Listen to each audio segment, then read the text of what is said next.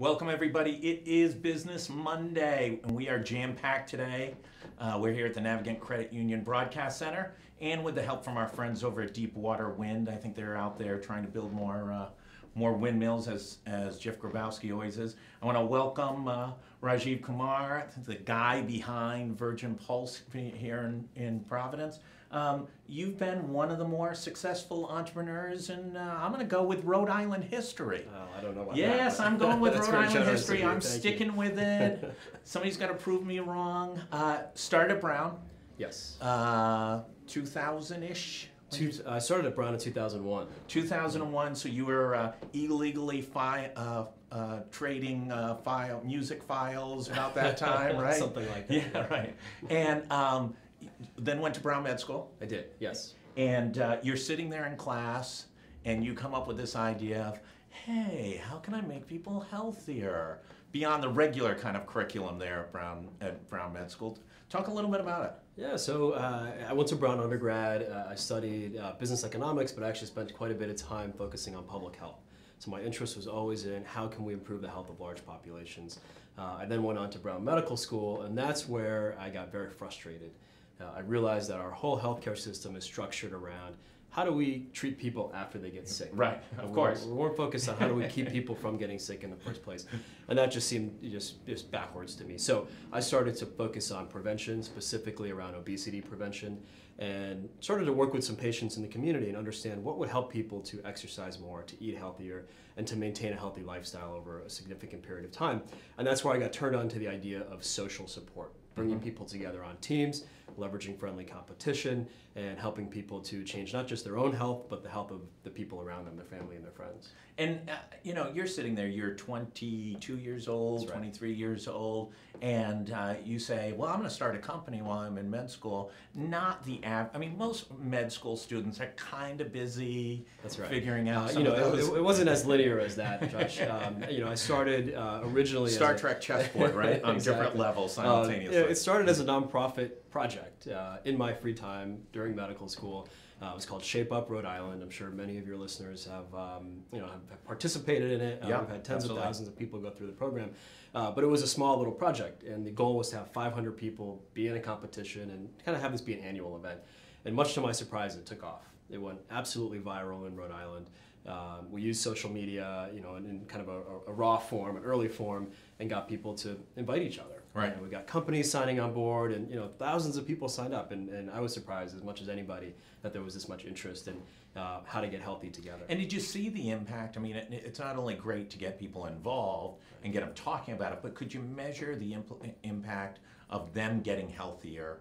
And corresponding, I don't know if it got to this point at that stage, whether or not healthcare costs were going down or those kind of results took place. Yeah, so in the early stages, we were able to measure people's physical activity. We had, you know, before Fitbits, we still had Apple Watches, there were still pedometers, and so we were able to get people's steps, old school, and weight scales so we could weigh people. And so we knew that people were exercising more and they were losing weight. And in fact, we partnered with Brown Medical School and a researcher by the name of Dr. Rena Wing, and we published 6 peer-reviewed studies showing that in fact people were losing clinically significant amounts of weight and keeping that weight off over time. So we had a lot of validation that this was a model that was successful. And then you turned it into a bit of a for-profit model. That's right. And really started to drive it. That's right. So we reached kind of a cap here in Rhode Island. There were only so many employers and so many people. We wanted to scale this. We only have 1 million people. We only have 1 million. And yet there are 300 million people around the country and 7 billion people around the world, and we had big dreams. And so we wanted to raise capital to scale this. And so we had to spin out a for-profit company to go and do that. But you know, companies like CVS, Health, and Citizens Bank, and Blue Cross Blue Shield of Rhode Island, they were the early adopters. They signed on and helped us to get started. Pretty soon we had companies all around the country joining. Well, let's talk about this as an environment for startups. You know, we're a startup here. We're now in year 7 or so, going on 8. And I make the argument, one, it was a great time to be a startup. We started in 2010. It was a horrific economy. Right? So there's a whole bunch of advantages to starting a business in a horrific economy. Most is you can get talent cheaper than you could otherwise. Sure. The second is, for some reason, collaboration is easier when everybody's sort of trying to dig their way out, and everybody was, and the whole country was trying to dig themselves out. What did you find here? What were the key factors that allowed you to get some one, the startup, and two, the scale that maybe Rhode Island was better than other places. Yeah, well, there's an analogy that a lot of people have made over the years that Rhode Island is kind of like a petri dish. Yeah. And you can test ideas and you can fail quickly or succeed quickly. And then if something works here, theoretically, it could scale across the country and work very well. And I think we're sort of a poster child for that analogy. We started locally here in Rhode Island. We started to get customers and members and hone our technology and our product.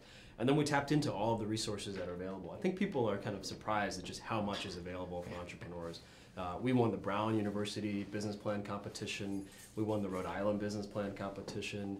We got an innovation tax credit from what was then the Rhode Island Economic Development Corporation, and that allowed us to raise capital. We tapped into local angel groups. There are a surprising number of angel groups, doctors and lawyers and business people that are investing in local businesses. And then we did research with Brown. That research sort of fueled our company over time. I think probably one of the other important assets we had was there's a great mentorship networking community here. People that want to help each other succeed. And I think it's because we're a small place. Yeah. We feel like we're connected and we care about each other's success. And so we had mentors from other startups, and we had mentors from Beta Spring, and from all of these other organizations that really helped to fuel our growth. The one weakness is we don't have a little later stage money. You got to go to Boston. That's right. We had one. They moved away to Boston. There's really a little more mature venture capital, and for smaller companies, there's really no private equity. I mean, obviously we have Providence Equity and Nautic, but those are for significantly developed, more mature companies. Talk about that challenge of kind of building this universe here and then having to go up to Boston and saying, hey, look at us. And I know when you go to Boston, they all want you to move to Boston, right. And what that was like. Yeah, and that's exactly what our experience was. We raised, about $1 million, $1.5 million here locally. When we started to need to raise $5 and $10 million, we couldn't get that money here. I think, if you shine as a great company, people will invest in you from wherever they are. And when we went out to venture capitalists and said, look at what we built in little Rhode Island, right. And we're ready to take this and scale it across the country and around the world, people took notice. Yeah. And we ended up raising capital from two boutique venture capital firms in Boston, Excel Venture Management and Q-Ball Capital. And they ended up putting in close to $20 million in the business over a period of 6 years. That's great. And they never asked us to move. They didn't? Yeah, they didn't. They did not. They were happy to come down here. They loved the environment here. Yeah. They found it to be conducive.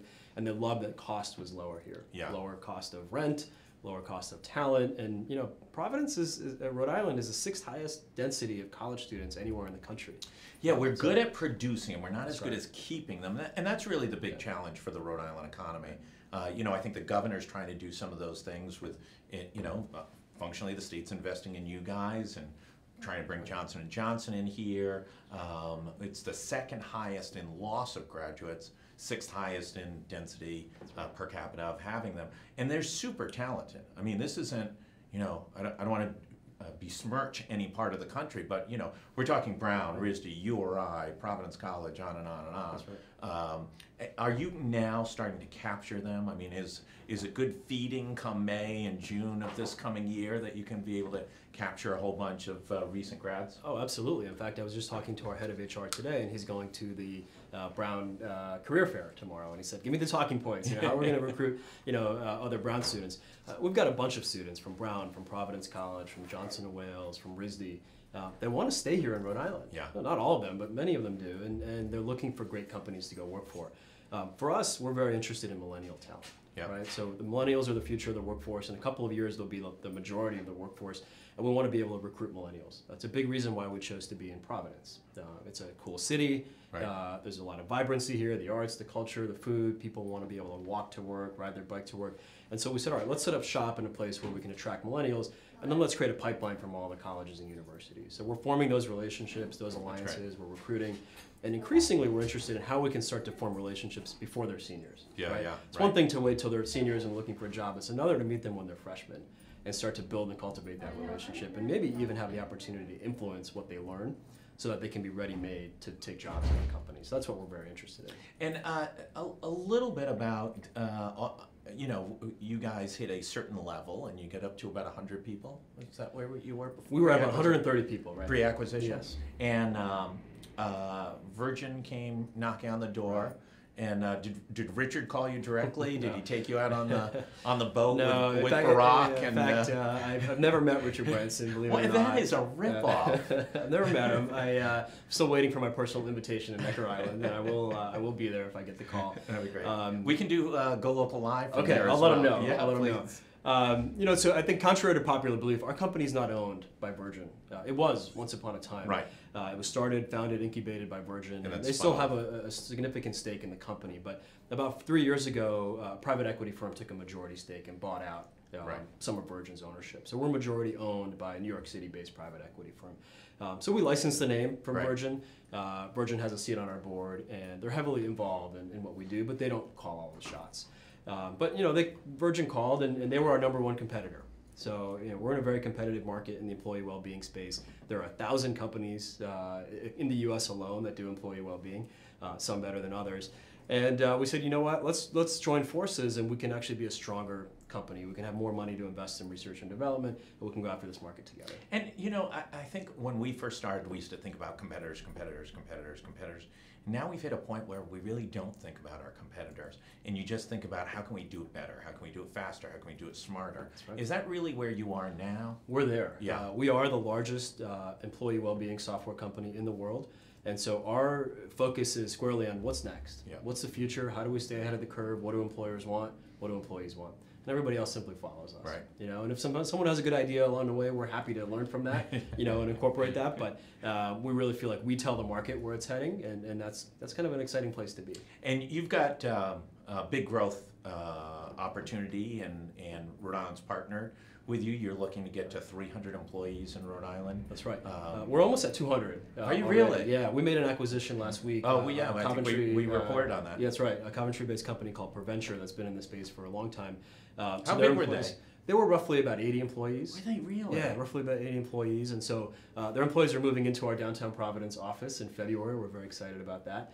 And we're planning to make more acquisitions over time. There are no more wellness companies in Rhode Island that we're interested in, but there are companies all across the world, and we're going to keep making acquisitions. You didn't think about buying Benny's or anything like that during the process? Wasn't quite the right business model fit for us. They have chia pets, though. So you're at 200. How do you get to 300? I mean, this is, I think you talk to most people who have growing businesses. They say, yeah, we get a lot of applications, but we don't always get the right applications. Right. How do you continue to grow talent of the level you want and become ultimately a destination for people to want to come to Providence and want to grow with your company? That's a good question. And just to clarify, we're up over 500 employees globally. Yeah, we have 10 different offices. But you're going to 300 we've got here. 200 here. We're going to 300. We've got 40 open positions right now currently. So that's part of the pathway of how we get there. Right. We're going to continue to make acquisitions. We were surprised at how fast employees in our Framingham office wanted to come to Providence. Oh, that's good. And actually, it happened faster than we thought it would be. So we've actually started to fill more seats, and we're actually out of desks. You believe it or not, we just opened this brand new office in November, state of the art, 30,000 square feet. There are no more desks. So we've got desks coming in. We're expanding another 20,000 square feet, but that'll be filled by the end of this calendar year. We're already looking at buildings across the street. So there's a lot of demand. We're growing fast. We are definitely seeing huge increases in applications. Mm-hmm. So I think in November we had 1,200 applications from Rhode Island. In December we had 2,400 applications. That's great. For a small number of positions. We're talking 35, 40 positions. So there's a demand to work at a very innovative, very socially minded technology company. Mm-hmm. We like the idea of being a big fish in a small pond. We've got a great brand. Yeah, great brand. We've got a social mission. We're trying to help people lead healthier lifestyles, be more productive at work. And so that's attracting a lot of people. It's also a great place to work. Benefits are wonderful. We decided to build a state-of-the-art work environment. It's about as cool a spot as whatever's going. Yeah, we had our board of directors in the office last week. They saw it for the first time, and they said, "This feels like Silicon Valley for $25 a square foot." They said it's like you took Google and just put it in a little perspective. Boston per square foot is 40 to 50, 50 to 75. Yeah, absolutely. And in Silicon, it's 75 to 125. That's right. So we told her we had a wonderful designer. We told her, give us a slice of Facebook and Google, put a wellness bent on it, drop it in the heart of downtown Providence, and retain as much of the historical character of the building as you can. That's great. And she achieved all those goals. Great. Any other surprises? Any big announcements you want to make here on GoLocal Live? No major new announcements, but we're hiring, so always welcome people to come to our website, virginpulse.com, check out the jobs, refer friends. I can't tell you how many emails I get from people in Rhode Island. It's a small state. My brother, my uncle, my sister, my nephew, everybody wants a job. We're happy to look at resumes and meet talented people. And we're also hosting a lot of community events in our space as well. Great. So keep us up to date on that. We'll always push that out. Glad to be a good partner with you, and really appreciate you taking the time to come on.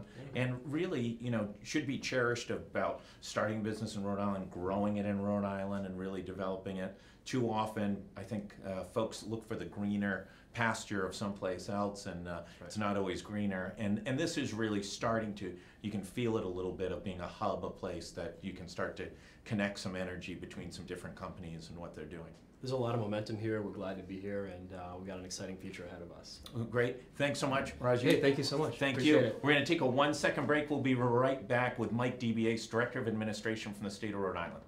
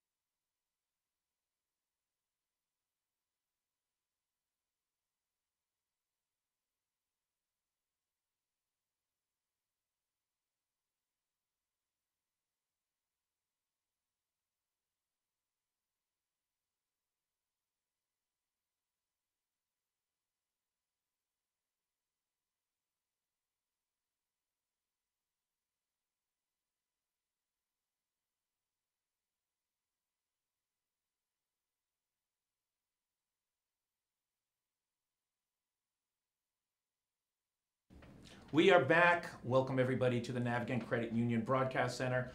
I want to thank Rajiv Kumar from Virgin Pulse for stopping by. He was wildly informative and is building a nice business here in Rhode Island. Next up is Mike DeBiase, Director of Administration for the state of Rhode Island. And we've known each other for way too long. Worked together back in the Almond administration.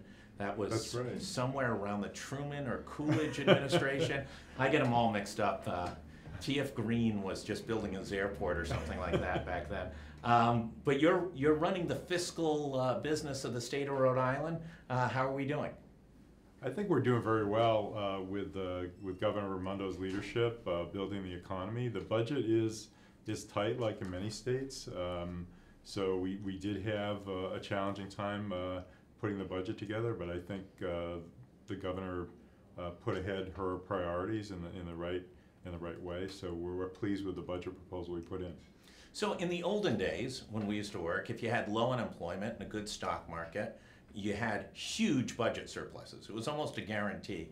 And now, and this isn't just true in Rhode Island, this is across the country, what is the disconnect now between the economic performance of the country with low unemployment and a stock market that doesn't stop growing, it seems like, and we're running shortfalls? What was the change? Was it tax policy? We're not entirely sure. First of all, our revenues are growing. They're just not growing as fast as our expenditures.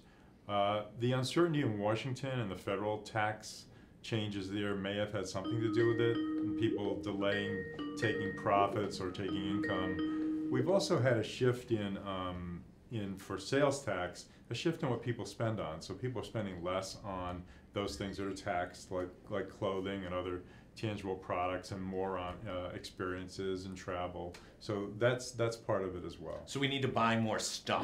We have to buy more stuff. Governor Raimondo is buy stuff, don't travel, right? Except for that might hurt TF Green with all these new airlines we have. So we've got to figure this all out together. Yeah, we have been able to capture some of the internet sales. So that was done last year, and that's actually worked fairly well. Talk a little bit about this budget. We're 19. We're scheduled for 200 million, 202, 203 million in the hole. We've got a budget that's got a few complex new revenue streams. One of them is dependent on Chris Christie's lawsuit against the NCAA to allow states to have sports betting. And all the states are waiting with bated breath to be able to tee up and launch these new forms of gaming. Does that make you a little nervous as the director of administration that we're betting or functionally betting on a Supreme Court decision? Well, I think we made a good bet on that. That we there's a good likelihood that lawsuit, the Supreme Court case, will go in our favor. That states will be allowed to engage in sports betting. 4 states have already passed legislation, and we want to get ahead of the game. Of course, it is contingent on that Supreme Court case going our way. And that's looking like May, June is usually when they come back. Yes, and so the governor felt that that item, which was about 23 million, was worth putting in the budget, given the alternatives of cutting benefits or raising taxes. That we think it's a reasonable thing to do. And if the Supreme Court, and Supreme Courts often surprise, what is there a contingency plan? Well, we will have to, the budget never comes out the way it goes in, and we'll have to work with the General Assembly. Revenue's up a little bit. They're up about 17 million this year. That, yeah. We have to be cautiously optimistic because we're not sure whether that's just a timing thing, but hopefully if that continues to progress that way, we'll have a little bit more breathing room. But we will work with the General Assembly to find ways, in a $9 billion budget to cover that particular item. We talked to the Tax Foundation a week or so ago about which states were going to be winners and losers under the new federal tax reform, and they really couldn't make a determination on Rhode Island, thought it actually might have an adverse effect. There's obviously winners and losers within the population. Those who are wealthy take the biggest hit, those who have deductibility, and that makes it a little more complicated, I assume. Yeah, I think it remains to be seen how it's going to affect us. Some of it depends on whether corporations or more affluent who get some of these tax benefits, whether they invest or deliver benefits to their workers. So there is a potential. I mean, Rhode Island will be disadvantaged a bit with the state and local tax deduction. So it is work in progress. Full unemployment or near full unemployment, it's bouncing around a little bit. According to DLT, in the last 5 months, we're down just a tad. Kate had Stephen Pryor on Thursday and cited those numbers, and Stephen was all upset that those were the numbers and etc. But Stephen, and the arms were flailing and all that sort of stuff. Is there a way to build, a more robust employment? Benny's was on the. They announced they were closing on a Friday. Arnold Bromberg was on Monday, and he said, listen, I've been at it for 50 years. When we had 3 stores, there were 1 million Rhode Islanders. We had 31 stores, most of them in Rhode Island, and we have 1 million Rhode Islanders. Is there a way, from a policy standpoint, that we can start growing the economy, growing the population? Is there any thought to those types of issues when you're looking at kind of the macro trends and what Rhode Island can do to kind of incent folks to move here, build their businesses here, beyond the Johnson & Johnsons and the GEs? Is there any thought to those things? Yeah, I think that's what the governor's trying to do, is create the best possible climate for companies to grow and locate here. We, you mentioned Benny's. I mean, retail is changing. We are not going to have the number of jobs in that sector. It was always a locally based sector in the first place. We need to keep bringing jobs that are, higher tech, higher knowledge, built on, as the governor talks about, workers who have some type of training or certificate or degree after high school. So, and I think we're seeing it happen. Just what you see going on in the city here, the number of young people that you see, and all those folks they're not all students. Many of them are working in a lot of these companies. year. Obviously, Virgin Pulse hiring 300 people or a net Absolutely. couple hundred. The state's own technology, on a Saturday a few weeks ago, Department of Labor and Training had a leak in the roof, and it nearly wiped out their storage of their data. The information we got from your office was not clouded, on backups and sort of, old school backup system.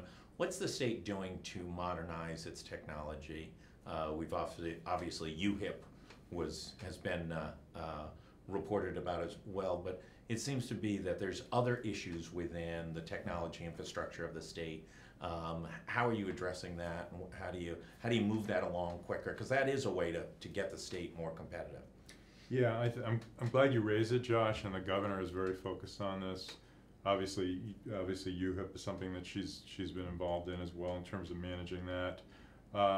We in Rhode Island, like many states, have not invested in technology the way that we should. It was harder for us as a small state. I think it's getting easier with more cloud-based solutions.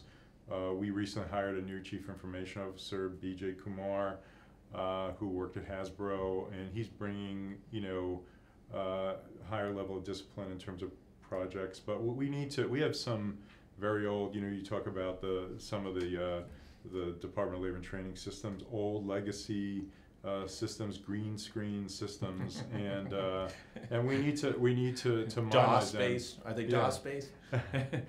And the other part of that is that if you think about government, Yeah. it's really a service and information business. So Yeah, it's absolutely. it's what if you think about enabling technology, that's what we need to do. And we have too many of our workers who are doing routine data entry tasks, and it's jobs that they don't necessarily want to do. We don't need to not have them work. We need to Right. just redeploy them into better places of government. Yeah, it was interesting. We were down at Adesia, Navin Salem's company, that not-for-profit that is producing Amazing company. 800,000 high value feeding packets for the most malnourished children in the world, and one robot funded by Alex and Ani has increased their productivity by 36%, and they took their 70 staff, didn't lay them off, but taught them how to become experts at operating robots and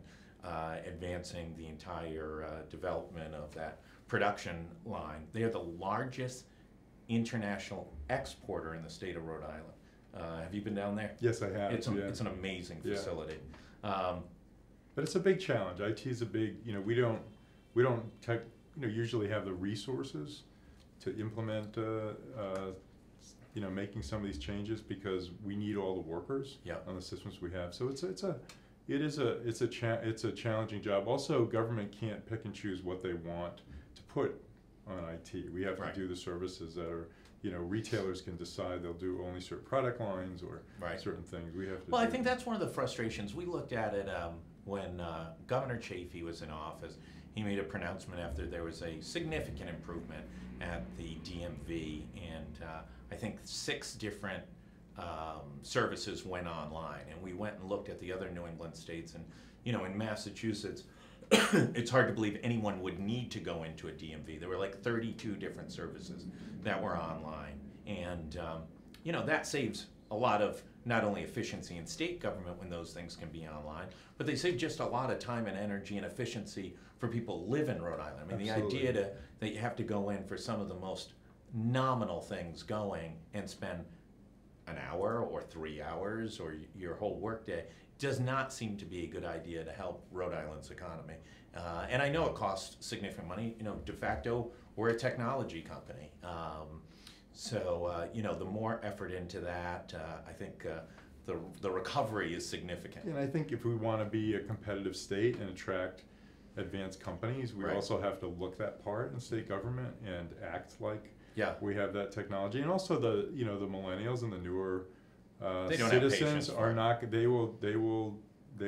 Their demands will be heard eventually. Well, if you think about the Hispanic population, vast majority are mobile-based only. So there is no desktop, there is no laptop in the home. So if they're signing up for classes at a college and they can't do it on their phone, then they can't sign up for college. Right. Because there is no alternative to be able to do that. So, the advancements of the user's behavior is now really outstripping what our technology Absolutely. infrastructure is. So, just kick back to the budget again. How's the discussions been going? Have you gotten into it with Chairman Abney yet and the House fiscal staff, or are we still a little ways from there? No, I meet along with OMB Director Jonathan Wilmer and Tom Mulaney, our budget officer. We meet regularly with both House and Senate chairs and fiscal staff. We have a very good working relationship. We'll usually do it a weekly, bi-weekly basis. No sharks and jets kind of situation. No, a lot of our work is trying to resolve a lot of the second and third tier issues so that the principals can deal. I don't want to say that we don't deal with some of the bigger issues, but Right. the more difficult and more political issues are left to often the principals to deal with. But there are, as you know, there are so many parts of the budget that are not actually controversial. We're all collectively trying to figure out how much things will actually cost and how much money will come in. So just ironing out those things. And so it's a good process, and I think I expect that it'll go well. In an election year, these things always get a little bit more. They're way more controversial. fun in an election year, Yeah. at least for us. Maybe not for you. The last one is, the lottery saw some real strain in the revenue numbers in many of the different categories. The only one that was up off last year's audit was table games at Twin River. Because if sports betting comes on, do we and other states are going to do it? Are we a little worried that we're just robbing Peter to pay Paul? At $831 million is estimated to be bet. It's got to come from somewhere. That's not all new discretionary gaming revenue. Will we see more fraying on the lottery side, the more traditional lottery side? And are we a little worried that it might have an effect on Twin River and the new facility in Tiverton? Yeah, this is a little out of my element. You could have the. I didn't know there was anything out of There's your there's Director of Revenue here, but we're looking at first of all the lottery. The lottery will continue to be somewhat challenged, and the casinos in Rhode Island because of Massachusetts. Yeah. We've actually looked at there is some cannibalizing effect when you have sports betting, but there's also people who will go to those locations to do the sports betting and will also take part in some of the table games. So there's both sides of that. So we've looked at the New Jersey claims against it. They're a big claimant only in New Jersey. What they do, they said, listen, there's $10 billion of illegal sports betting in New Jersey. We're going to capture a lot of that. Yeah, and I think we want to be, look, it's going to come eventually, and we want to at least make sure that we have our share. And, at time, we may be able to get ahead enough that we can get some from other states as well. So. Are you betting on the Supreme Court decision yourself? I definitely am, yes. Thanks, Charlie. Appreciate you taking the time. Thank you. And hopefully we can get you back during the budget process. There were no trick questions. Math was at a minimum. It was all in English. I'd love to come back. That'd be great. Thank you. We're going to take a 1-second break here at the Navigant Credit Union Broadcast Center, and we'll be right back.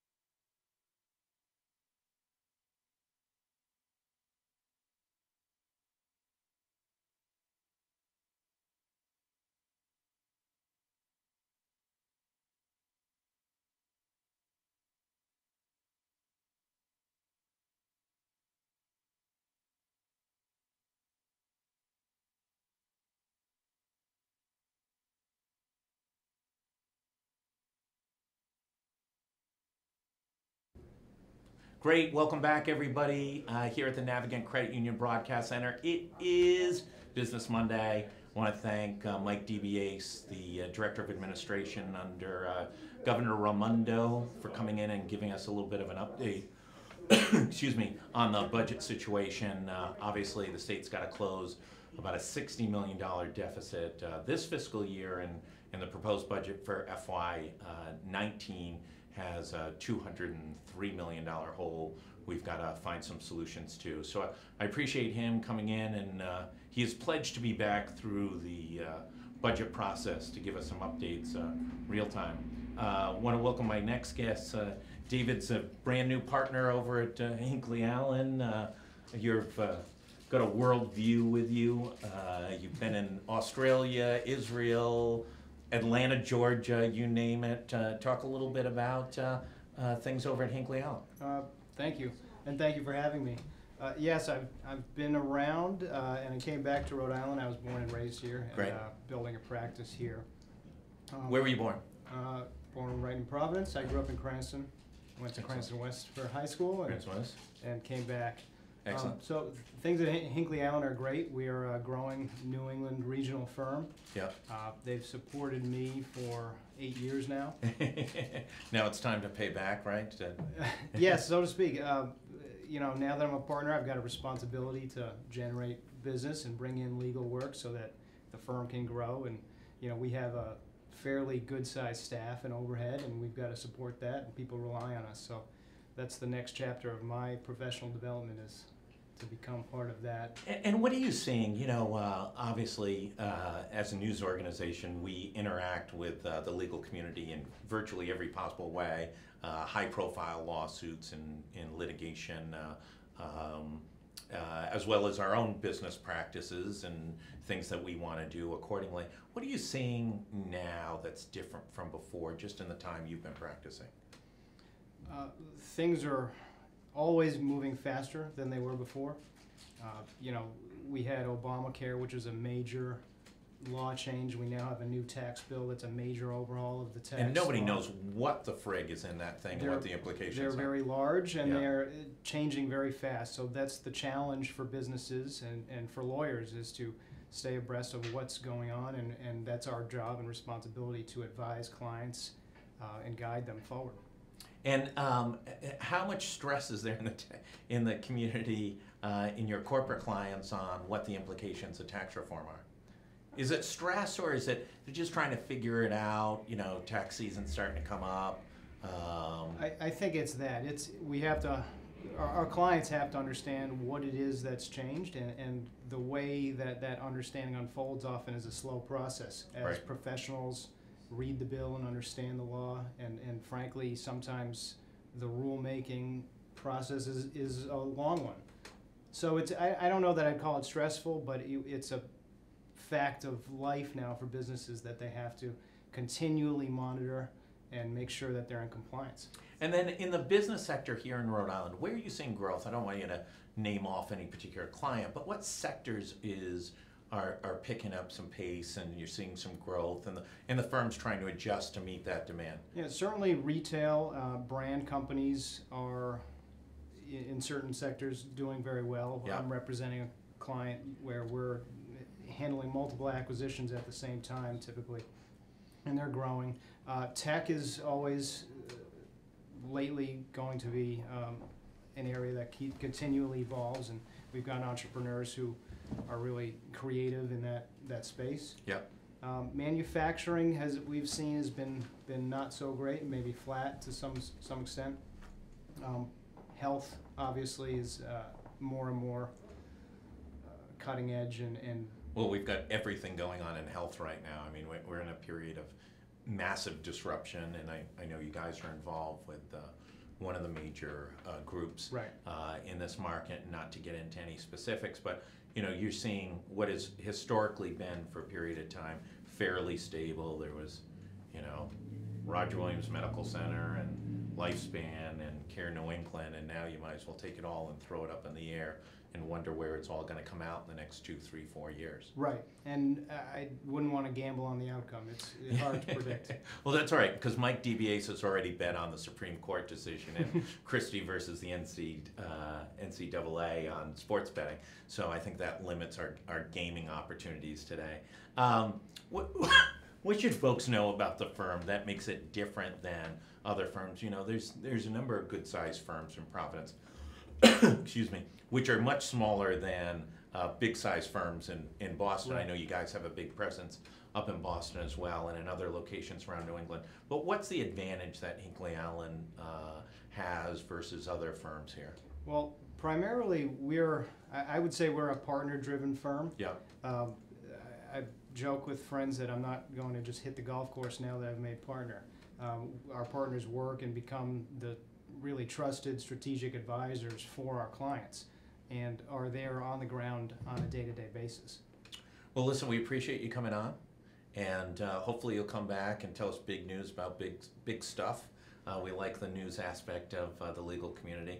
I appreciate it. Congratulations on being named partner, and glad you're back in Rhode Island. Thank you. All Thank right. you very much. Appreciate All it. right. Thanks so much. You can head out, and we got Gary Sass coming on next. Excellent. Thank you. All right. Thanks. Is the money man in the room? He's we are live, Mr. Sass. Hey, How are you, sir? good. How's it going? Good. All right. So Mike DBAce was here. Yes, good friend of mine. Good friend, good man. And he says, don't worry. They've got it all covered. They're going to close this budget shortfall for the fiscal 19 budget and close up that $203 million hole.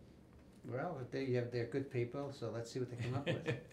And do you like the idea of them betting heavy on a Supreme Court decision? Is that fair game? Well, it's not just betting heavy on a Supreme Court decision, it's effectively booking money that you legally can't book. So I have reservations about doing that. I think, I don't have any reason to think that the court won't permit states to have controlled sports betting.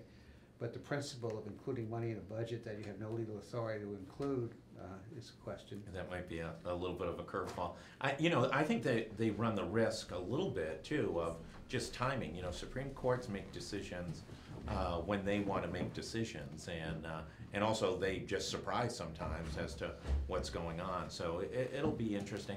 I want to leave the budget for a few minutes here in Rhode Island and go over to the State of the Union. President Trump will be addressing both houses of Congress tomorrow evening.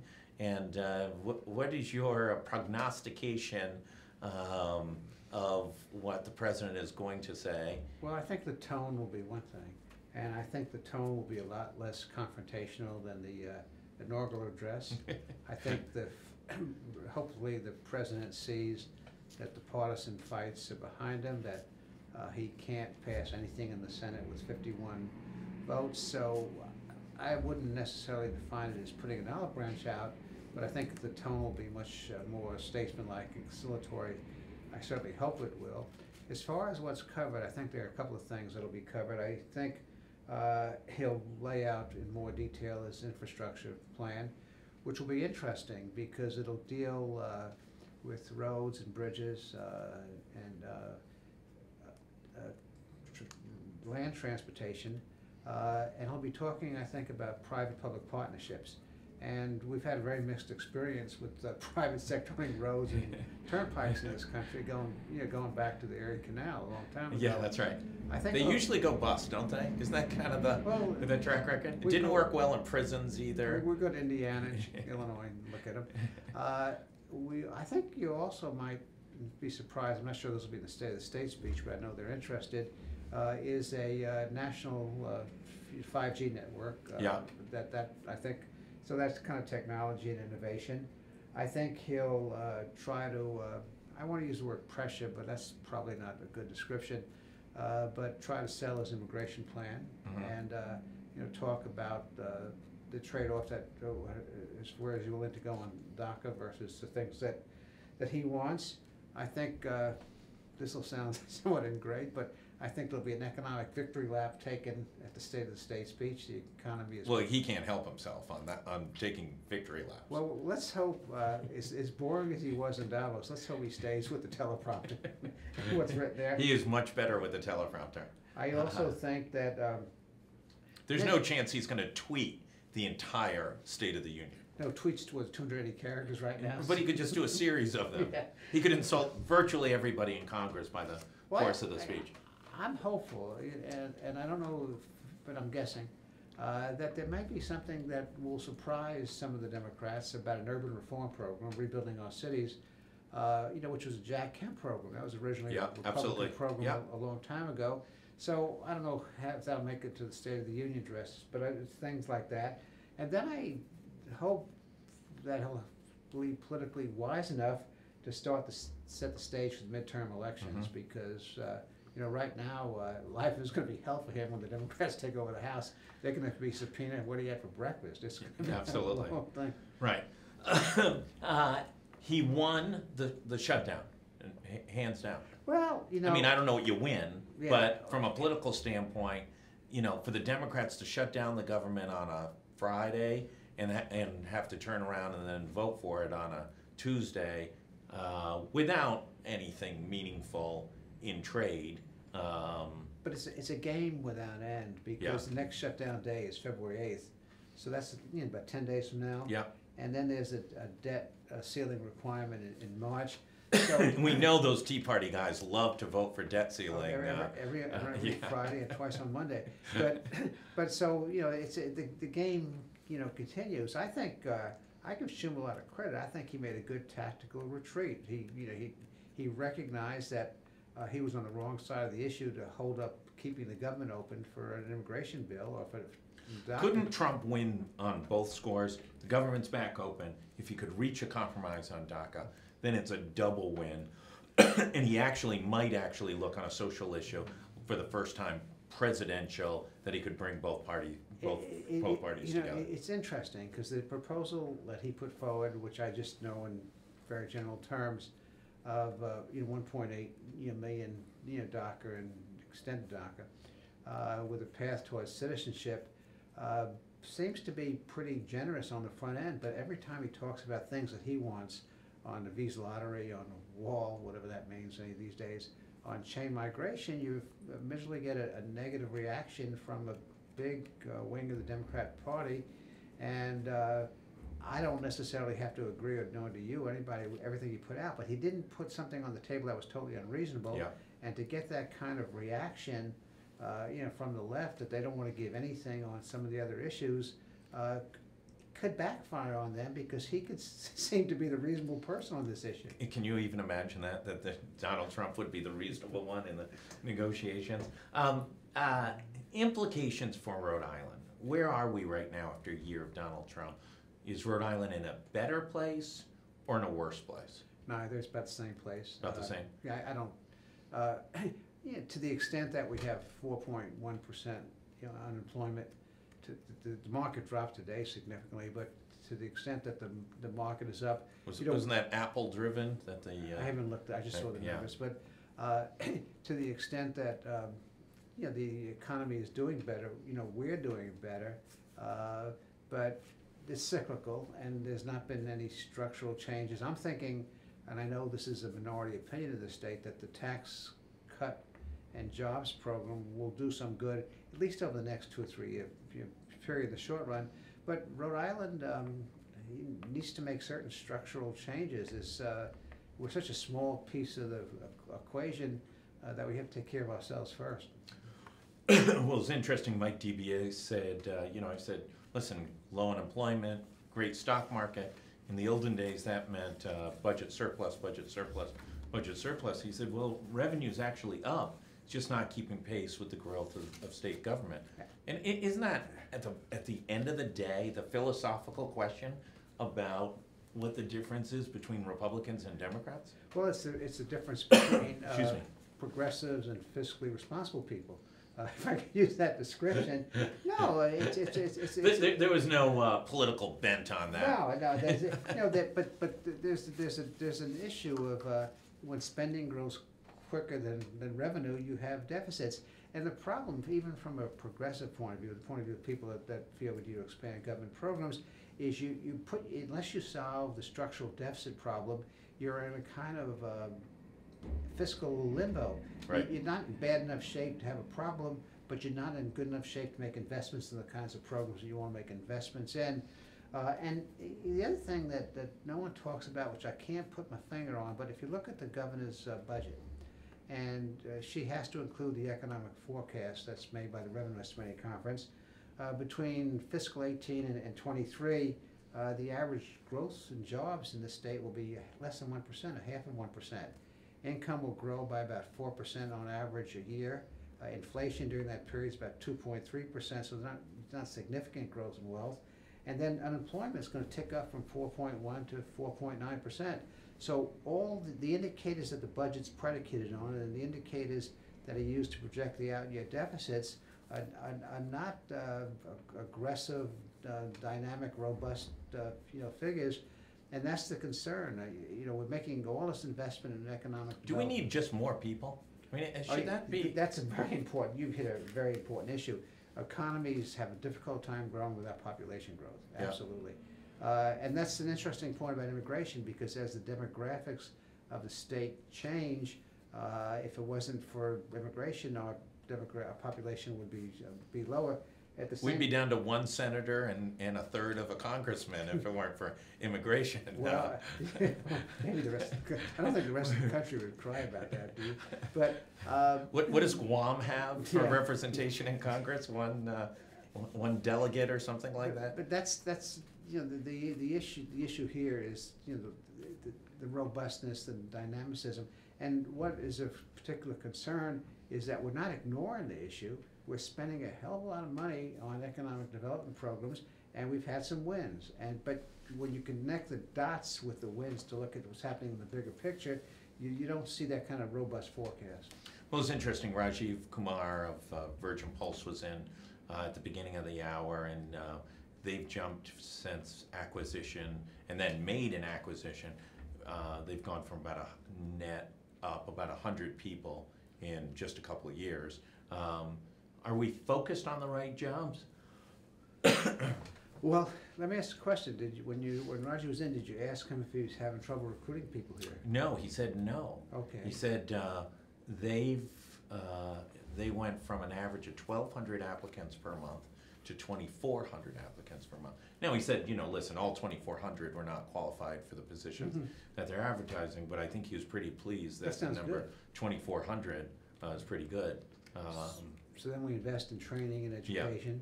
But it's all the above. Yeah. And when you get in a position where government's picking winners and losers, is this a good job or this is good? All jobs are good. Yeah, And right. people have different backgrounds, different skills. The guy that is making 40 or 50,000 of blue collar worker, if that's what his capacity is, then we have to be concerned in our economic development program that person is not left behind, that he gets the skills or she gets the skills they need in the future, but they also have to be earning income now, and they can't just depend upon the government to support them. We're seeing some fraying in Providence. There's been some, Kate Nagel, our news editor, is up at a press conference right now on the recent second press conference in a couple days on the number of shootings. I think the police are frustrated, but there's a disconnect between one aspect of the economy and growth, and then the rest of the economy and decay. And that's the investment question, and this becomes very tricky for government. This goes back to Jimmy Carter. We have programs that aid our cities, but we don't have an urban strategy. And so it's fine to talk about a Main Street program and programs that are not really at scale. If we're going to rebuild our economy, you really have to rebuild the capital city. Yeah. As difficult that is. Now we've invested a lot in the I-195 relocation project, but how is that really affecting the capital city? Everybody that comes here now gets a tax break, a tax stabilization agreement. You used to grow the economy to create wealth, so you have a tax base to support your schools and your police and your fire and your social. Listen, I think the net investment in 195, first of all, goes back to John Chafee as chairman of the Environment and Public Works Committee, getting some earmarks. I think the cumulative investment's about $1 billion. And if you go over there right now, yes, there's a hotel over there, and Johnson & Wales has built a couple buildings, but there is not a single new job ever created in that space, despite 20 years now of investment, other than the construction and demolition of those jobs, highway infrastructure. Those are not permanent jobs. And Wexford is a great case study in point. Now they say there'll be jobs created there, and we'll see. There'll be jobs created in the hotel there. Those kinds Yeah, of jobs. the net number of jobs, I mean, we've picked that pretty well. It's about 30 net jobs once Brown moves 85 down the hill. CIC is not a job other than those who run it. It is creating incubation space, but those jobs need to come from elsewhere, from startups. And there's already a lot of startup infrastructure in the city that is not fully maximized, whether it's Founders League or some of these other spots that have been developed as well. And they are not, overflowing and don't have capacity. They have plenty of capacity. So it'll be interesting to see if that becomes the economic engine. Listen, we all hope it does, but I think there also shouldn't be overpumped as to what the realization is this is a long, hard fight. And how many jobs it can create, and how you make investments. Now, one of the strong investments that we made was rebuilding the power plant and moving the joint nursing schools in there. Right. But that'll create a synergy. It'll create some leverage for the city.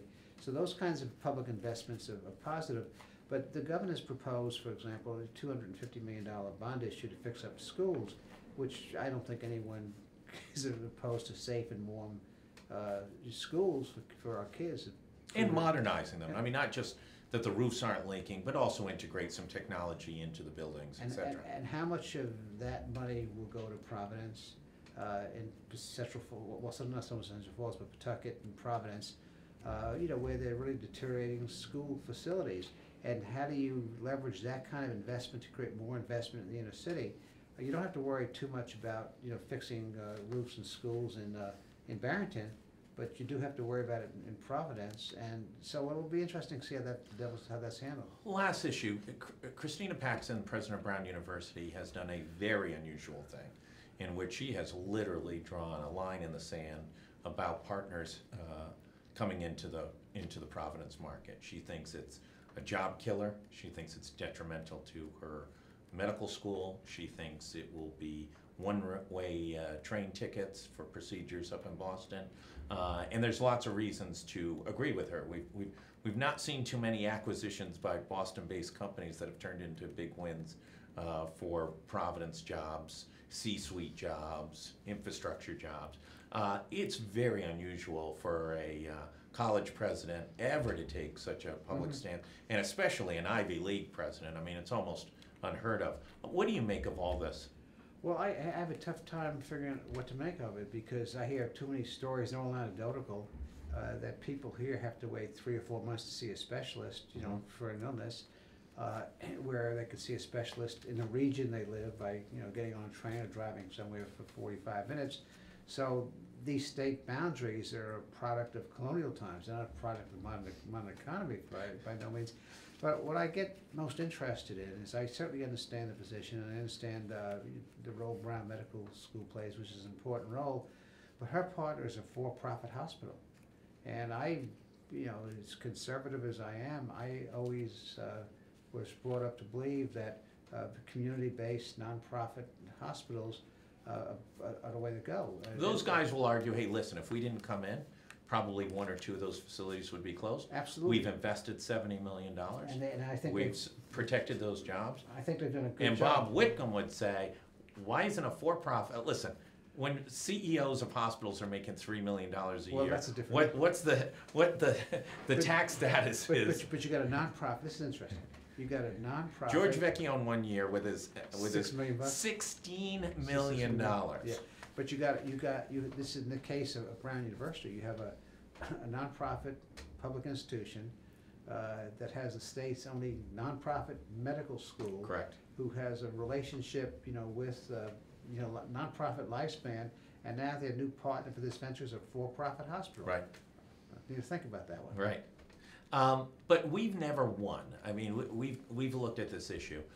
Bank of America acquires Fleet Bank Boston, gone. Superman National Grid buys Narragansett Electric. That's now a hotel, pub, and outdoor music venue. It has not sustained many jobs over the past few years. And you just have so many 20-somethings that'll stay at the pub all night. Listen to the music.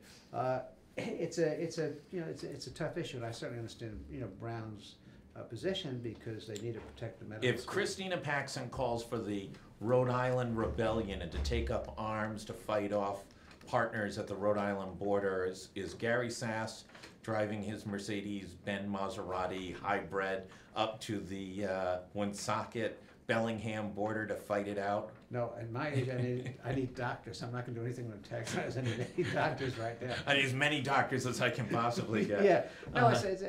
I think it's an interesting commentary. I've been a little facetious, but, you know, the fact that, you know, Brown University, who's had a long-standing tradition as a community-based institution, you know, with community-based hospitals and a community-based medical school. One of the strengths of our medical school to begin with was that it was gonna service all the community hospitals.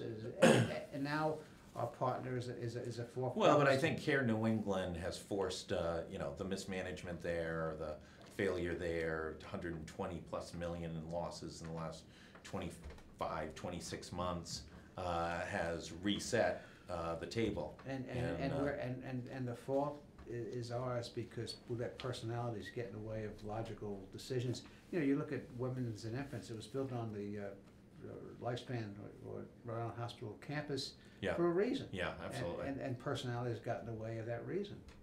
Want to thank the Money Man. How are your Bitcoins going? I have a Bitcoin here and a Bitcoin there, you know. I think the budget here in Rhode Island is going to be very exciting. I think there's a lot of twists and turns. It's obviously election year.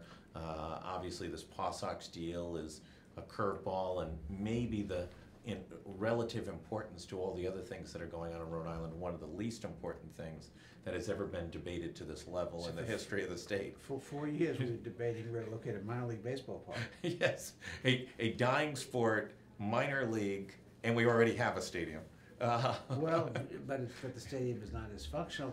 And, you know, the issue that keeps on... Cardines Field seems to be doing okay down in Newport. No, I make the analogy. Cardines Field was built in, whatever, 1920, 1930. It's probably got bigger crowds now than it's ever had in its entire history because they created a good environment. But the atmosphere is... Yeah, the atmosphere. And they get big crowds down there for as many people as they can fit in the place. But the issue with the Pawtucket Stadium, there are two issues. The first issue, as a matter of public policy, should we be occurring a public-private partnership? And that is a political public policy choice people make. You pay your money, you take your choice. The second question is, once you've made that decision that you want to go forward, have you done your due diligence? Do you know what your risks are? Are you managing your risks?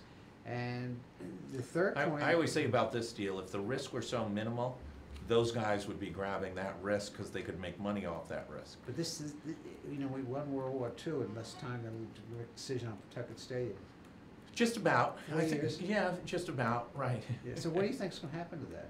I think it gets kicked to next year. I think, listen, everybody suggested to Larry Lucchino a number of things. Most competent people suggested to him, one, don't do it in an election year, first and foremost, because it just creates more complexity. And second of all, make the deal much more like a Massachusetts deal. What Massachusetts has said is, we'll be your partners. But whether it was Fenway expansion, the new garden, Gillette, and a number of other different projects, you build your stadium, you own your stadium, you're financially responsible for your stadium. We'll help you with infrastructure, with land acquisition, with exits, with parking lots, with all those things.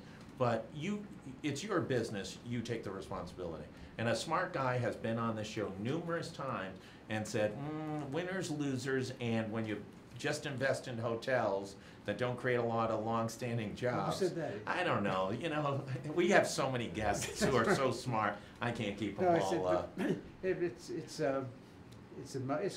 not just an economic; it's a cultural and community, you know, issue as well. But we need to make a decision on it. And the longer we let it stand out there, the more energy it takes out of the room. Thank you so much. My pleasure. We are done here on Business Monday. It was rock and roll. Rajiv Kumar, fancy new lawyers over at Hinckley Allen, Mr. DBAs from the Department of Administration, and cha-ching, Gary Sass, the money man. We'll be back tomorrow. Ava Gaudette's got arts and entertainment at the 3 o'clock hour, and Kate Nagel is back in the 4 o'clock hour with news and politics. Thanks, everybody.